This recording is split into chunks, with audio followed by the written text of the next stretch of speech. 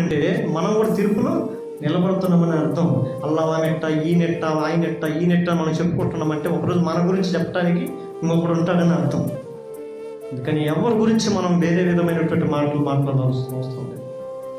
మీ నోట కృపాసహితమైన మాటలే రానియుడంత వాక్యం, మంచి మాటలు, మేలు చేసే మాటలు, మేలు చేసే ఆలోచనలు. శక్యమైతే మనం ఇతరులకు మేలే చేయాలి, కానీ పొరపాటున కీడు చేయదలచరాదు. మేలు చేయటం నీ చేతనైనప్పుడు పొందదగిన మనకి చేయకుండా నీ చెయ్యి వెనక తీయొద్దంటున్న వాక్యం.